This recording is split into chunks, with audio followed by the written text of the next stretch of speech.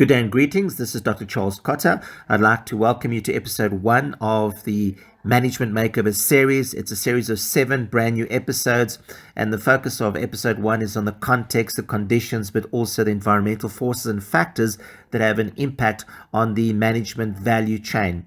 I hope that you will find value from viewing this series, and I hope that you will join me for subsequent episodes. The objective of this particular series is to refine and to improve on your management and leadership skills in 7 identified makeover principles. The first management principle and practice that we need to understand is that management doesn't take place in a void or vacuum. There's always a context, there's always conditions.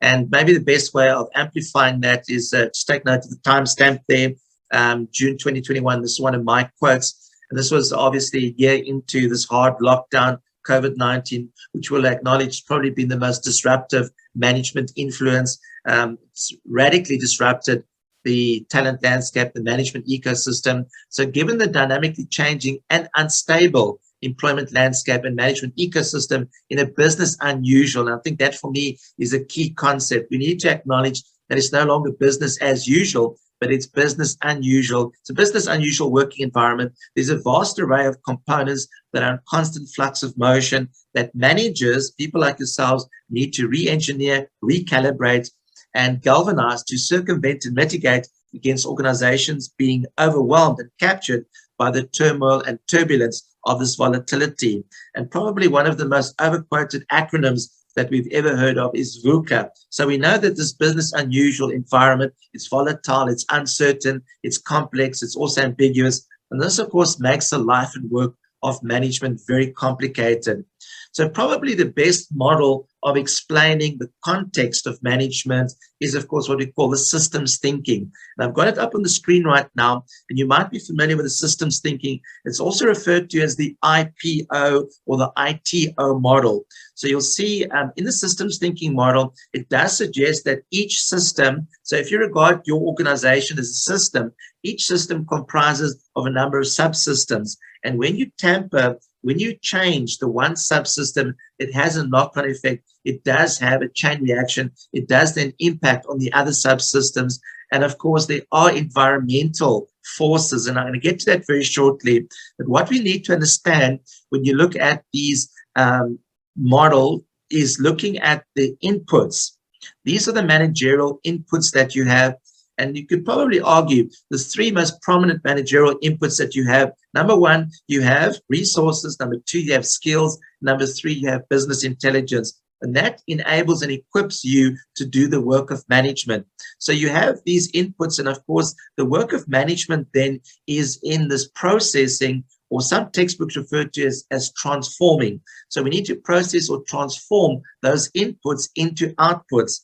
And how we do that is by applying the 4 management functions. And this is what we're going to focus on when we get to learning activity 1. We need to plan, we need to organize, we need to lead, and of course, we need to control. So I wanted to dwell on that later on, but those typically are the management functions which lead us to those outputs.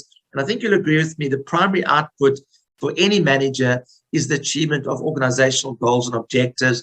And depending on your management level, those goals and objectives would then differ. For instance, if you are a team leader, you're a supervisor, or even a junior manager, the level of outputs that you would be targeting are, of course, tactical. If you're in a middle management position, you would then look more at operational targets and outputs. And of course, if you are a senior and executive manager, so the Andres of the world, you would then look at strategic goals and objectives, and also the time horizon would then differ. We know tactical goals could be daily, it could be weekly, could be monthly, quarterly, maybe as far as annual targets that you'd have. But as a middle manager, you would probably be chasing the medium term, not just the short term goals and objectives. And when you're in a senior or strategic role, then of course you will be targeting maybe 3 years to 5 years. You would have your business strategy for 3 to 5 years. So although we're doing the same thing, the objectives, the intensity, the time frame, and also the level at which we will perform will then differ. The more progressive organizations, the best practice organizations, in fact, have extended this IPO model, and they have an IPOO model because to them, beyond outputs is, of course, outcomes. And they're aligned with the King 4 report on corporate governance. And those of you that know a bit about corporate governance, Mervyn King talks about the triple bottom line. So it's not just profitability, the financial perspective, the financial goals and objectives that we should be pursuing, but also he says the socioeconomic goals and objectives, but also the environmental objectives. So a lot of the management, business management in particular, practices need to become green. So we often abbreviate that by looking at the 3 Ps. It's profit, it's people, but also the planet. So your carbon footprint, and of course, you need to have environmentally friendly management and business practices. So your business model, your operating model must comply with those 3 Ps. So not just chasing profits, but also looking at your socioeconomic footprint, the impact, environmental impact. And this is why at a social level, there's many organizations, and probably your organization is also investing in corporate social responsibility, corporate social investment. Those are some of the projects that we engage in just to uplift and to improve the community, the various business communities that we serve. So a very important component to this model is, of course, this feedback loop. So once you've achieved those outputs or outcomes, you need to be sensitive that there's a feedback loop. So another important lesson from the systems thinking model is that we can understand that there's a context to management, but also management is not a linear process. It's a cyclical process. And again, depending on your level of management, it could be a 1-year cycle, it could be an 18-month cycle, it could be a 3 to 5 year cycle. But it's very important, all of the lessons that we learn, we need to feed that back into this management cycle. And of course, promote continuous improvement. And I think a lot of organizations are committed to total quality management, continuous improvement, Kaizen, whatever philosophy your organization subscribes to, that is then all in the spirit of continuous improvement. And like I said, the other important aspect of the systems thinking model is that we need to understand in this business unusual environment that there are environmental factors, even forces is a term that's often used, which does impact on the life and work of management.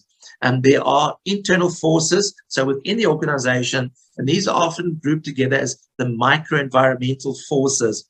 But beyond the internal, the micro-environmental forces, of course, the market environment. So within your industry, within your sector, you know, there are customers, there are competitors, there's contractors, there's suppliers, there's government regulators. So there's a whole host of forces that are exerting tremendous pressure on the business and the operating model of your organization. But probably the greatest impact is from the macro environment. So this is why we often at a strategic level, we have to use what we call a pestle analysis, because we need to be mindful of the political, the economic, the socio-cultural, the technological. Think about how technology has revolutionized your business and management processes, ecological, so that's the green environment that we spoke about, but also the legal environment, and those are changes in national labor legislation, for example. So it's not just industry regulators, but also national government and even international, if you're a global company, even international standards that you need to comply with. So this, I think you'll agree with me, this makes the life and work of management very complex and very challenging. But I'm also consoled by the fact that given this complexity, that's why we pay management the big bucks. That's why we pay management top dollar. That's why we pay me premium salary to deal with all of this complexity. This is Dr. Charles Cotter signing out. I'd like to say thank you for viewing the very short video clip, the context, the conditions, but also the environmental forces and factors that impact on the business management value chain and ecosystem.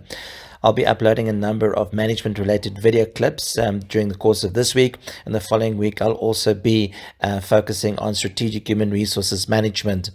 At this point, I'd like to also encourage you to subscribe to my YouTube learning channel. Please click on the notify button so that you can be alerted to upcoming content. Also, I'd like to share my social media contact details with you. You'll find me very active on LinkedIn, Twitter, Facebook. Also, my portfolio of SlideShare presentations, you'll be able to access and download on SlideShare. And I'd also like to wish you the best of luck on your perpetual quest and journey to actualize towards a leading manager. Best wishes and regards. Thank you. Bye-bye.